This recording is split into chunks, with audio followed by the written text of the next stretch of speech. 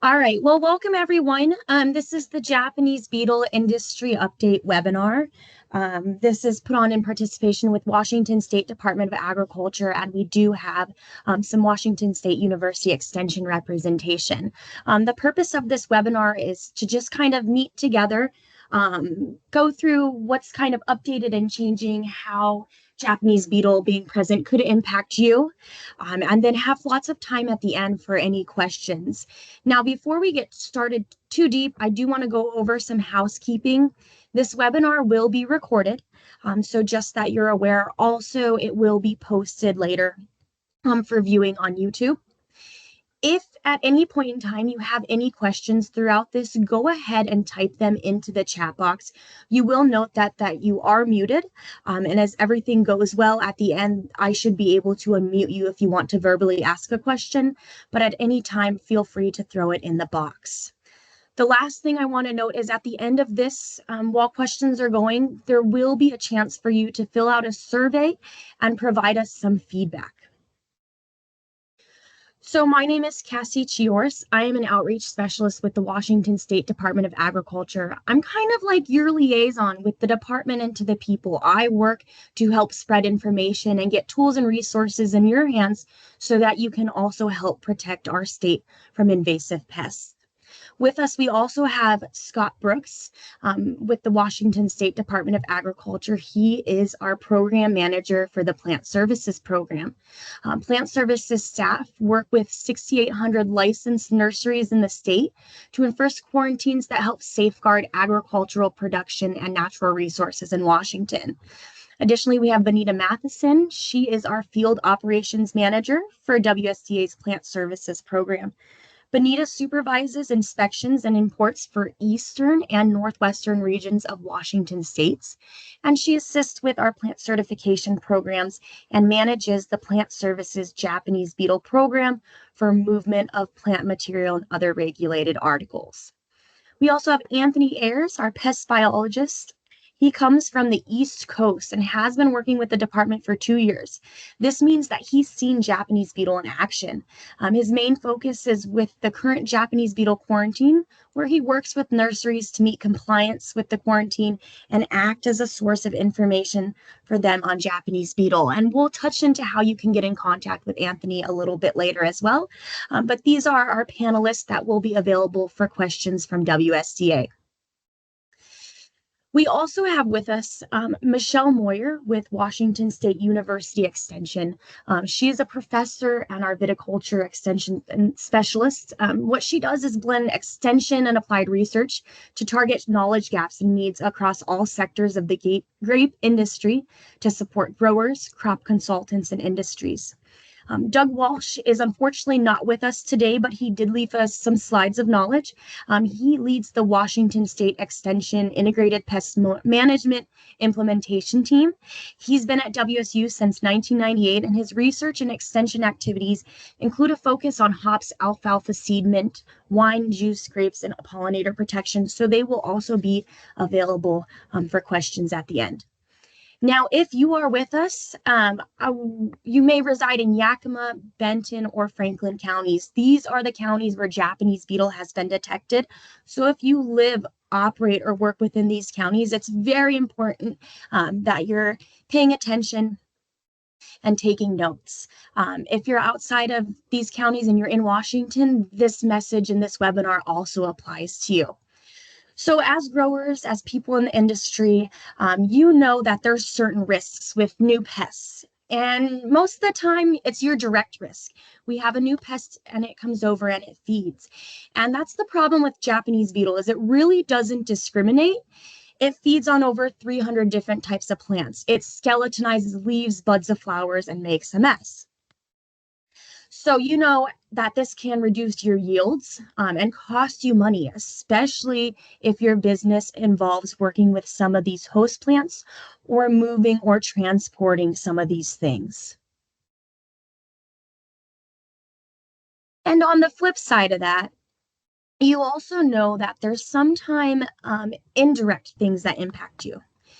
And you probably in the front of your mind is warranty.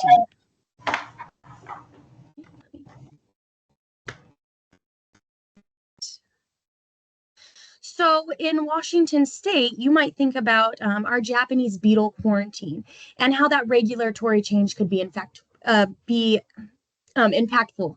So that is chapter 16-470 WAC. And these are regulations we enforce to help prevent Japanese beetle from spreading. But I need you to start thinking a little bit larger than just these counties and just this quarantine, and think about an entire quarantine around our state. The reason I'm bringing this up is because there is this thing called a harmonization plan. And it is this 43-page federal guidebook that tells each state how to operate based on if you have or do not have Japanese beetle. So this is kind of like our Japanese beetle Bible and how we live and operate. Now, it breaks things down into different categories, category 1, 2, 3, and 4, and it assigns these to states. Category 1 and 2 has more guidelines with imports. This means that your goods come to you with a stamp of approval saying they are free of Japanese beetle because your state doesn't have or doesn't want, is working on removing Japanese beetle. Then you have category 3 and 4, which have less guidelines. They're more lenient. They will take more goods in because they have Japanese beetle.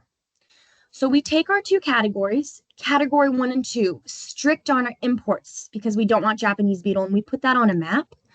We see Washington, we see us on the West Coast. And then if we expand our map further east, we see category 2, right? So they're still going to be pretty picky on what they're taking in. And then we spread further east and we see category 3 and 4 begin. This means that they have Japanese beetle. So in Washington, right, we are category 1 because we have in the past proven ourselves to not be infested with Japanese beetle. We know we're currently working to eradicate a population. So what happens if we don't eradicate that population, right? Other states over there, they have Japanese beetle. If we don't eradicate Japanese beetle, that means we have it. We will be a state that isn't able to get rid of it, which means we will now start to look like category 3 or 4, which means we don't care about what type of goods we're taking in, we'll take anything. And then what that also does is puts the target on our back, telling all of the other states, well, they changed categories. That means that they have Japanese beetle. So now you have to think about how are you going to get your goods out and what states or countries are going to want it. And that could be a reality. Other states don't want Japanese beetle. If you look at our neighbors, they want to be free and clear of the beetle. So then if you can find places to move your goods to, you will also need to know that there's likely going to be additional treatments required to move those goods, additional screening when they leave, during transport, and when they arrive, and then likely some additional certificates as well. So you know that these things will all end up costing you money, time, and resources. And in addition to those money, time, and resources, you still have to remember that there's direct impacts to crops and community, right? So I can tell you that about 10 years ago, Oregon looked into what would happen if Japanese beetle arrived and did not leave. So they did an economic impact. They looked at how Japanese beetle could impact all its crops, commodities, and other related businesses. And they put $45.5 million on that amount. And remember, that's a dollar amount from years ago. We turn that into now's cost and equate that to Washington and our 300 different crops we grow and what it could cost us. So that's kind of what's at risk here in Washington and why you should care. Now I'm going to go ahead and tell you about what we're doing. So we are working to eradicate or remove the Japanese beetle that we have. And it's not going to get done in 1 year. We've already been working on it. So we know that it's going to take multiple years of us trapping, treating, and applying a quarantine to work to remove Japanese beetle. So I'll go into these in detail. Trapping for the beetle. Traps come in different sizes and shapes. They have a lure in the top that attracts the beetles. They fall in the bag and perish. This kind of works in 2 ways. If it's in a place with Japanese beetle, it's helping remove them before they can make more Japanese beetle. And if it's in a place without Japanese beetle, it can be kind of the first detector if Japanese beetle is present. We place these traps all throughout Washington. This is a map from 2023.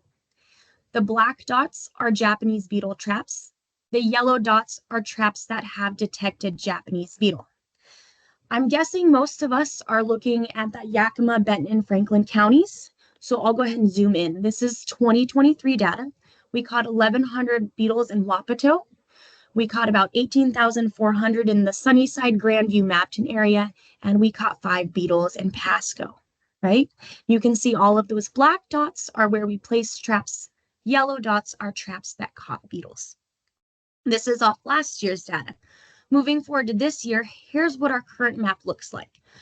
All of the black dots are Japanese beetle traps, and then you can see where the beetles are being caught. So if I zoom in on those Yakima, Benton, and Franklin counties, you can see that we are placing traps all throughout the area to monitor for Japanese beetle, make sure they're not spreading, and also remove those adults. Yes, we have caught Japanese beetle already this year. So in addition to trapping for the beetle, we are also treating properties.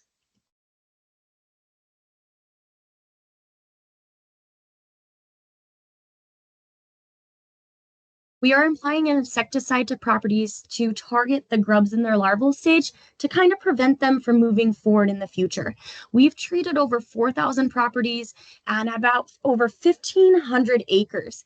Treatments are still ongoing through the end of this month. Now, the hardest part about this is that we have to get permission from the landowner to step on their property and permission to treat their property, right? So we require their consent. We mail them a paper form. We have our forms online. We have our forms available at all city halls, but we do need them to fill that out and either send it back to us, drop it off, or sign it online. Unfortunately, we only receive about 50% back, and about 50% has gone with no response. So this is the hardest part about the program so far, is we are seeking more people to provide input on letting us treat their properties. Now, our efforts haven't gone unwarranted. We've gone door to door asking for permission. We've staffed events in the communities. We've held open houses. We've sent out mailers, reminder postcards. We've gone on the radio. We've used billboards in towns, sent out lots of reminder emails to try to get people to sign up. In addition to trapping, treating, there's the quarantine, right? And to understand the quarantine, you really need to understand the beetle in a little bit more depth. So we have to remember that the beetle has a grub or larval state in addition to the adults. So the adults we're going to look for right now in the summer, anywhere from like May to October. They usually pop out in June in the lower valley and in the Tri-Cities. They're about 1/3 to 1/2 an inch long. They have a metallic green head and thorax with copper wing covers.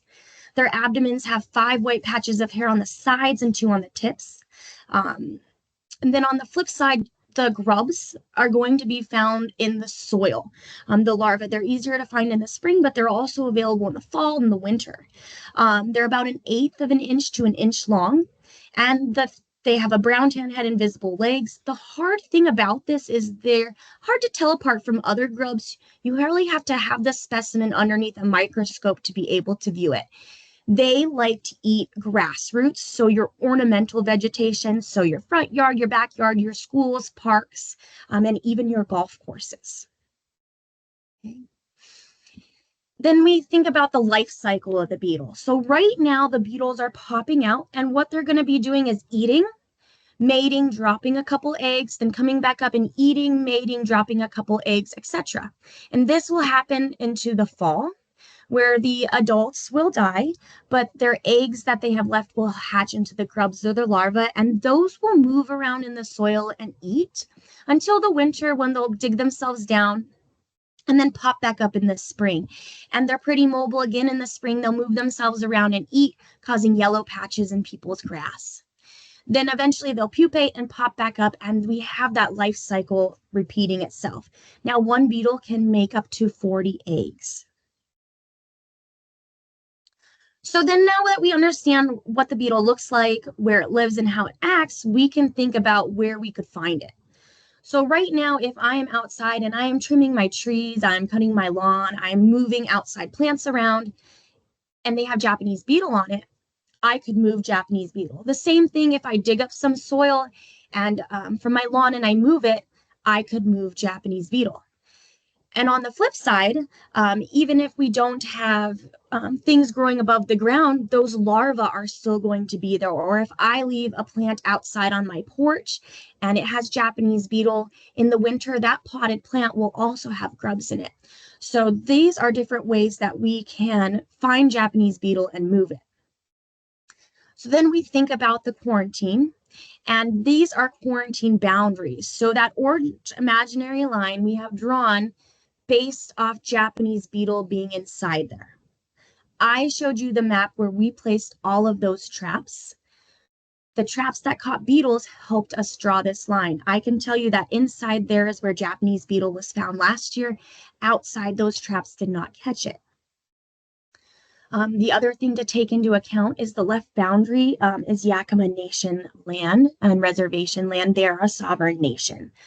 So we have to think about, if we have goods inside that area, does it have Japanese beetle in it, or could it have Japanese beetle on it? So if you are living, working, operating with inside this quarantine area and quarantine boundary, you might be moving plants and articles, you might be moving things with soil attached to it, or you might just be moving dirt, and you could be spreading Japanese beetle. So if that's the case, you are going to be taking extra steps to help us all work together to prevent Japanese beetle from spreading. We went ahead and made a cheat sheet for you telling you exactly what those things could be. So at any time of the year, we prohibit you, or the rule prohibits you from moving soil or sod, and plants not free from soil, such as mint roots, fruit trees, bushes, nursery stock, and potted plants. These are prohibited from moving at any time of the year because they could move Japanese beetle. Then we think about from May to October, when Japanese beetle could be out, and you should not be moving hop bines and cones, unshucked corn ears, cut flowers, all plants and plant cuttings, bush, branches, roots, leaves, grass clippings, weeds, and other yard or farm waste. And then at any time, right, you can go ahead and move dormant plants and bulbs free from all soil, harvested and with no beetles present if it's a cherry, apple, peach, apricot, grapes, baled hay, grains, dried mint, or processed hop cones. So this cheat sheet is actually available for you on our website. It's part of a larger document that you can download or print off. It is also available in Spanish. So now that I've kind of gone over that, to also let you know, to help out with the residential side of things, we established yard waste drop-offs. The first one is at 875 Bridgeview Road in Grandview. It's at Alba's. And the second one is now in Sunnyside at 2525 South Emerald Road, which is Natural Selection Farms. People can bring and drop off their yard waste here for free. So that way they're not spreading Japanese beetle. And then we will go ahead and work to dispose of it properly. Now let's flip back to the industry side, right? If you happen to be operating in that area and you need to move things outside of that area that could spread Japanese beetle, you need to make a compliance agreement. And that compliance agreement is made with WSCA's Plant Services Program. Okay. And the goal of this is to figure out how you can continue to operate and how we can work together, but mitigate that risk of spreading Japanese beetle. So you kind of have two options. You can have us WSCA trap from May 15th through October 15th. It has to be us installing and monitoring the traps around your fields. If we catch Japanese beetle, you will need to use an approved treatment prior to moving your goods. If we don't catch Japanese beetle, you can operate as normal. Now, on the flip side of things, if you're not really into WSCA trapping around your fields, you can just skip to using an approved treatment. On a side note for landscapers, If you keep plants on hand, you will also need a compliance agreement, especially if you are going to keep and install those plants at a later date. To make a compliance agreement, you can reach out to Anthony Ayers. His email is anthony.ayers@agr.wa.gov, and his phone number is 360-870-5069. However, Anthony's sometimes working in the field. Sometimes he deserves a vacation. So if he's not available, Plant Services does have a general email, plantservices@agr.wa.gov. And here's 2 additional phone numbers that you can call and contact to get you in. Anthony's also available to answer any questions that you may have.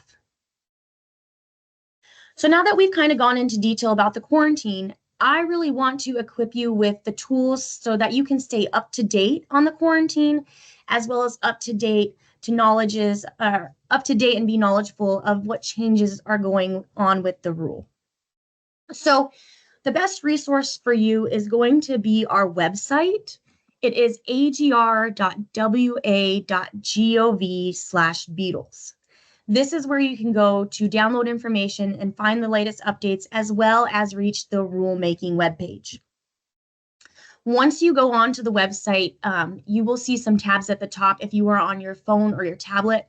I'm sorry, if you're on your computer or your tablet. If you're on your phone, it'll be a drop-down box, but you will want to click the quarantine tab because we are talking about the quarantine. Okay. From this webpage, you can also get a link to the rule page if you want to read the rule of the document in its entirety. Okay. So you will find on this page the new map with expanded boundaries. We expanded the boundaries by emergency rule in March.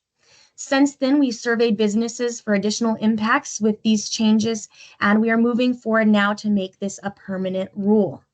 On June 17th, we filed the CR 102 with the proposed rule languages for this to become permanent, and it has some additional changes that I'll share with you now. Soil was always restricted from moving, but we also added soil samples into the list of regulated articles and different conditions on moving them. We clarified and added cut flowers if they're exposed to open air environments during their harvest, transportation, or trade. They are now included as a regulated article. And then we added conditions governing the movement of them for decorative purposes. The last thing that we did is we required businesses to post provided signage. So if you're a business located within the quarantine boundaries and you're selling regulated articles, all those things in that cheat sheet that are restricted from being moved, you should be posting signage to alert customers that they should not transport these things outside of the quarantine area. So that signage is available on the website. Now, since our June 17th filing, we are asking for public comment. This is due August 6th. We are also holding a public hearing on August 6th at 2 p.m. And this will be virtual over Microsoft Teams. You can find this information on our website. The last thing that's really important for you to find on the website is our interactive map. I told you we've caught Japanese beetle this year. This screenshot is from this morning. You can go online and you can grab the web page. You can look at the map to see where Japanese beetle is being caught in real time and see what close approximation it is to you. Okay. So here's a zoom in. We have had catches in Wapato. We've had catches in Sunnyside, Grandview, Mapton, and Prosser. I'm sorry, not Prosser, Pasco. Okay. The last thing on the website is if you want to sign up for updates or join our Facebook group, there's links to that as well. If you are ever out and about, you're working, driving, doing something, and you see Japanese beetle, we do ask you to report it, especially if you are outside of a treatment area or outside of town. You can go online to report it, or you can send us an email. Okay, Doug Walsh, unfortunately, is not here with us today, but I do have 2 slides I will let you read quietly to yourselves. If you have questions based on these slides, his contact information will be there and you can email him.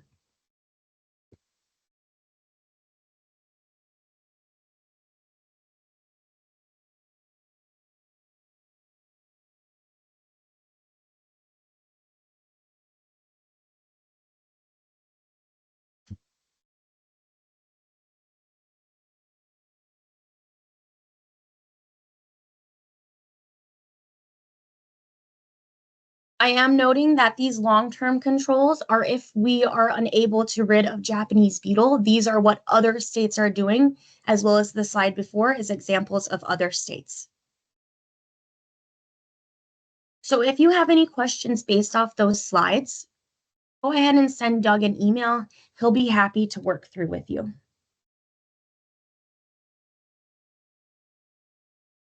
So that kind of wraps up all the information that I wanted to share with you today, based on being in the industry, living and working in the area, as well as updates we're making to that rule. Our contact information is on this page. There's also a QR code for you to scan. If you would at any point scan it, it will take you to a short, brief survey where you can provide some input. You can leave us comments, as well as let us know how this webinar went. Okay. So this is the time that I would like to go ahead and open the floor up for questions. If you raise your hand, I should be able to unmute you.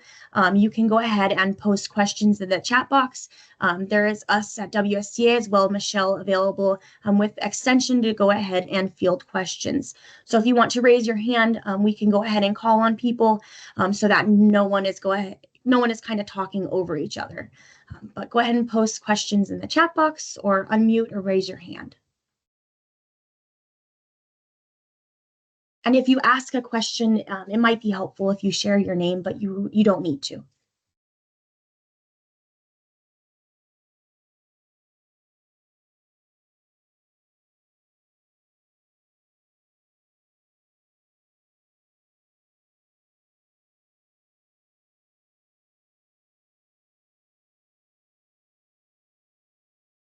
And panelists, if you had anything that you wanted to share, go ahead as well. Everybody that's on the call, Michelle did go ahead and post in the chat box for a list of potential products for managing the adult Japanese beetle in vineyards. We have it, and she did list the link there for you. There's a question in the chat box. How far can a beetle fly without wind? So I can go ahead and field this. Oh, you want to field it, Anthony? Go ahead. yeah. I don't know about without wind, but I've read reports that say they can fly anywhere between 2 to 10 miles on their own. But the 10 miles like really super rare and extreme.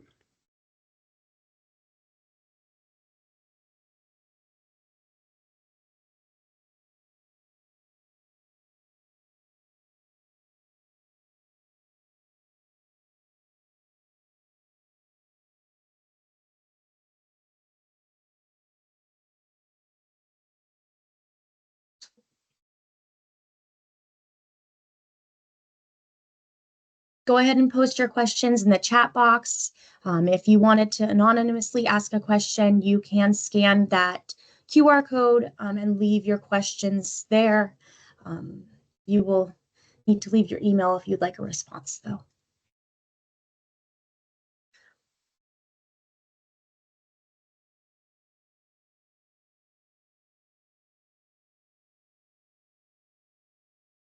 Well, I would like to thank everyone for coming. I will leave this open in case you're typing up a longer question. However, if you have had your fill of knowledge for the day and you'd like to leave, go ahead and do so. But we'll stay on here in case some people are having trouble unmuting or with their mics. There's two questions in the chat box. The first being, there have been concern voiced that trapping will actually attract to the unwanted areas.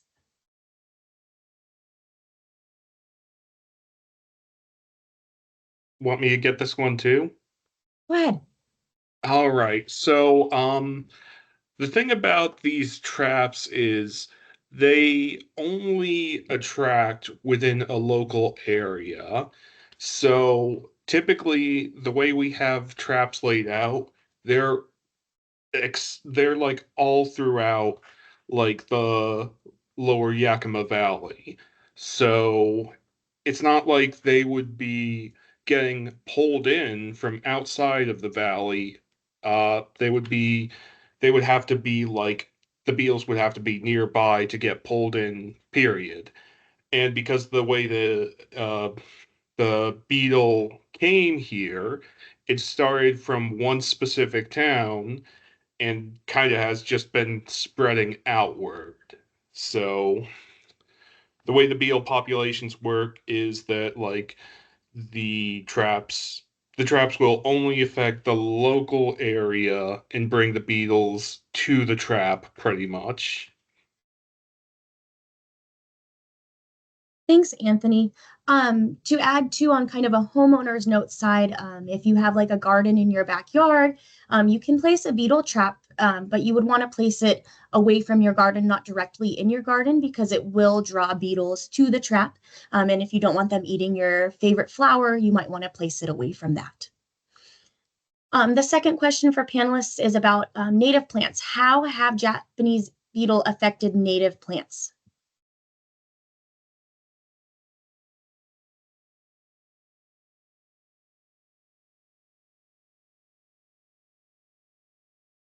I I'm actually not entirely sure. It's kind of a weird thing because like the flora of the lower Yakima Valley is very far different from like the East Coast. So we have all these different native plants that like are different genera that we're not really sure. The only data that we really concretely have is like how it affects common agriculture plants like corn, hops, uh corn's Japanese beetle is really bad for corn. They can reduce corn kernels per cob. And I don't know about y'all, but I really enjoy a good corn on the cob. um But yeah, there hasn't been really studies, or if there is one, I haven't seen them yet. Thanks. Scott, you were unmuted. I wasn't sure if you had something you wanted to share. I think Anthony covered it very well. Yeah, the types of crops that the Japanese beetle would be attracted to would be grapes and hops. And I think that's what you would see it on in the quarantine area more so than native plants at this point. Some of the west side plants and the east side plants, native plants are different.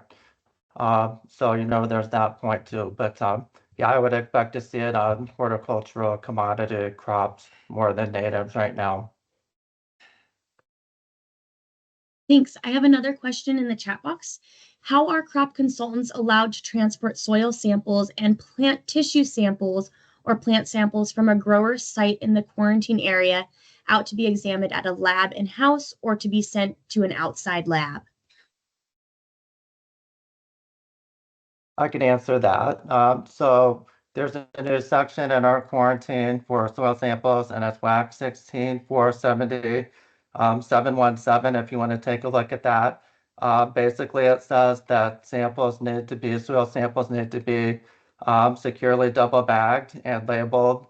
And so that label needs to say that upon receivership at the lab, and after the lab has done its analysis, it needs to be disposed of either through double bagging directly into the garbage or incinerated. So consultants could take soil samples out as long as that label is present so that these samples are disposed of correctly at the lab. Thanks, Scott. There's another question here. Traps have shown to have a very successful or high catch rate. Has mass trapping been considered to lower population levels?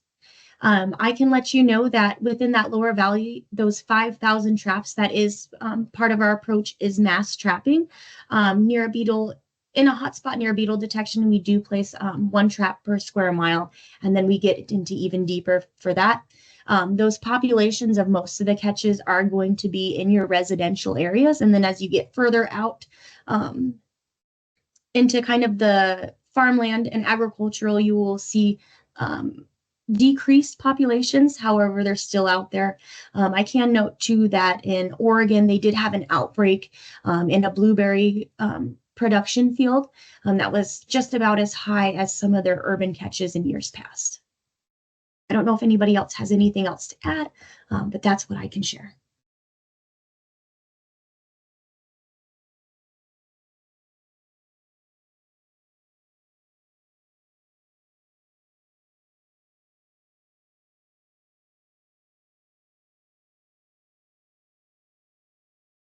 Awesome. Thanks, everyone. With not seeing any questions coming in for the last 3 minutes, I'm going to go ahead and actually close this webinar. Please, again, thank you for coming. Thank you for taking the time out of your day to attend this webinar, ask your questions, and learn a little bit more about what's going on with the rule moving forward. Reminder, if you haven't already scanned the QR code, to please do so and give us some feedback. Benita? Oh, I was just going to say there was one more question in the chat box, but it looks like Anthony has answered it. And the question was, is there an example of an area that has successfully eradicated beetle populations? Yeah, I mean, he's correct. California and then Idaho. Idaho's actually done it. It took them about 7 years, but they were successful to completely eradicate and remove the beetle.